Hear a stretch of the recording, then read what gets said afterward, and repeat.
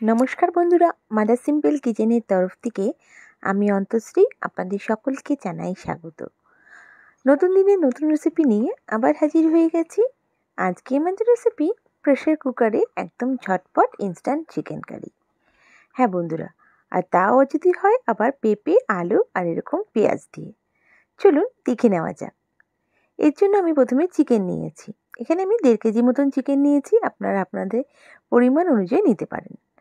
দেখুন, এবার আমি একটা প্রেসার কুকার নিয়েছি। এখানে অ্যাড করে দিলাম আমি সর্ষের তেল। চিকেনটা একদম ঝটপট হয়ে যাবে আর খেতেও কিন্তু সুস্বাদু হয়। এখানে তেলটা গরম হয়ে আসলে আমি কিন্তু এখানে আলুগুলোকে ভেজে নেব। আমি এখানে দুটো বেশ বড় সাইজের আলু হাফ করে কেটে নিয়েছি। আপনারা আপনাদের প্রয়োজন অনুযায়ী আলুটা নিয়ে নিতে পারেন। এখানে আলুটা একটু বড় দেওয়ার চেষ্টা করবেন, যেহেতু প্রেসার কুকারে চিকেনটা করছি, আলুগুলো কিন্তু গলে যাওয়ার সম্ভাবনা থাকে। এখানে আমি হালকা লবণ ও হলুদের গুঁড়ো দিয়ে আলুটাকে ভেজে নিচ্ছি। বেশ লাল লাল করে ভেজে আমি আলুটাকে কিন্তু তুলে রাখবো। দেখুন, আলুটা ভালো নাড়ি চাড়িয়ে নিচ্ছি হলুদ ও লবণ দিয়ে, এবং ভালো করে একটু ভেজে নিয়ে আমি আলুটাকে তুলে রাখছি। আলুটা আমার ভাজা হয়ে গেছে, আলুগুলোকে তুলে রাখলাম। এবার আমি এখানে ফোড়ন দিয়ে দেবো। ফোড়ন দিচ্ছি এটা গোটা শুকনো লঙ্কা, গোটা গরম মশলা ও দিচ্ছি তেজপাতা। হালকা ভেজে নিয়ে আমি কিন্তু এখানে অ্যাড করে দেবো পেঁয়াজ বাটা। আমি এখানে 3টে পেঁয়াজ বেটে নিয়েছি, মিডিয়াম সাইজের পেঁয়াজ বেটে আমি এখানে দিয়েছি। এখানে দেখুন ভালো করে একটু কষিয়ে নিচ্ছি। পেঁয়াজটা হালকা কষানো হলে পরে আমি এখানে আদা রসুন বেটে নিয়েছি, সেটা আমি এখানে অ্যাড করলাম। এটা 2 টেবিল স্পুন মতন আদা রসুন বাটা হবে। দেখুন ভালো করে কষতে হবে যতক্ষণ না কাঁচা ভাবটা চলে যায় মশলা। এবার আমি এখানে অ্যাড করে দিচ্ছি পরিমাণ অনুযায়ী লবণ দিয়ে ভালো করে একটু দেখুন নাড়িয়ে চাড়িয়ে নিচ্ছি। এবার এখানে অ্যাড করে দিচ্ছি টমেটো বাটা। আমি এখানে একটা বড় সাইজের টমেটো বেটে নিয়েছি। এবার ভালো করে কষতে হবে মশলাটা। দেখুন মশলাটা ভালো করে কষে নিচ্ছি। এবার এখানে অ্যাড করে দিচ্ছি 1 চামচ হলুদের গুঁড়ো, 1 চামচ লঙ্কা গুঁড়ো ও 1 চামচ কাশ্মীরি লঙ্কার গুঁড়ো। লঙ্কার গুঁড়োটা আপনারা আপনাদের ঝাল যেরকম পছন্দ করেন সেই অনুযায়ী অ্যাড করতে পারেন। দিয়ে ভালো করে একটু নাড়িয়ে চাড়িয়ে নিচ্ছি। এখানে কাশ্মীরি লঙ্কাটা দিচ্ছি কারণ এখানে কালারটা খুব সুন্দর আসবে। আর এই চিকেনটা ঝটপট করলে পরেও কী হবে, কিন্তু টেস্টটা কিন্তু দারুণ আসে। এখানে চিকেনটা অ্যাড করে দিয়েছি, দিয়ে এবার ভালো করে আমি মিশিয়ে নিচ্ছি মশলার সাথে চিকেনটাকে। এখানে একটু ভালো করে কষে নিতে হবে। দেখুন সুন্দর করে আমি কষে নিচ্ছি।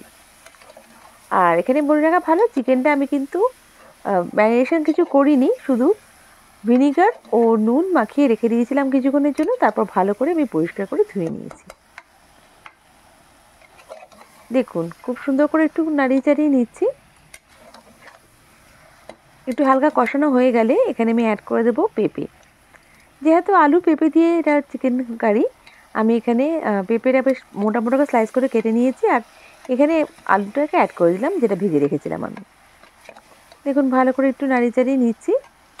এই রেসিপিতে আমি এখানে গোটা গোটা পেঁয়াজও ইউজ করেছি, আর পেঁপে আর আলু।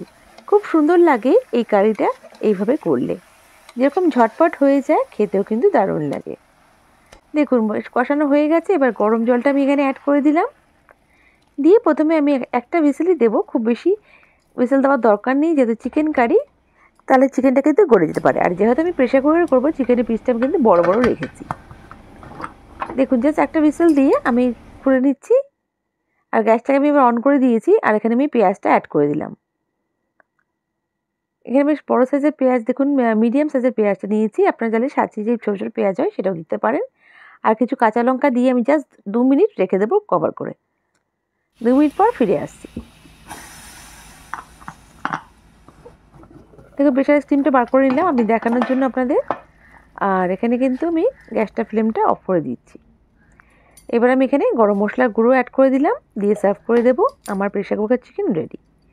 বন্ধুরা, আমার রেসিপিটা ভালো লেগে থাকলে প্লিজ লাইক করে সাবস্ক্রাইব করে আমার পাশে থেকে যাবেন।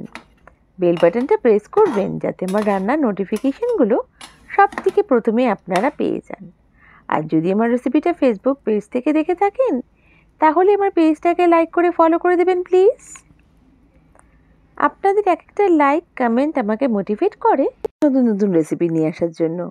আর আমার এই রেসিপিটা কেমন লাগলো আমায় কমেন্ট করে নিশ্চয়ই জানাবেন। নেক্সট রেসিপি নিয়ে আবার হাজির হয়ে যাব। সবাই ভালো থাকবেন, সুস্থ থাকবেন। বাই। Thank you.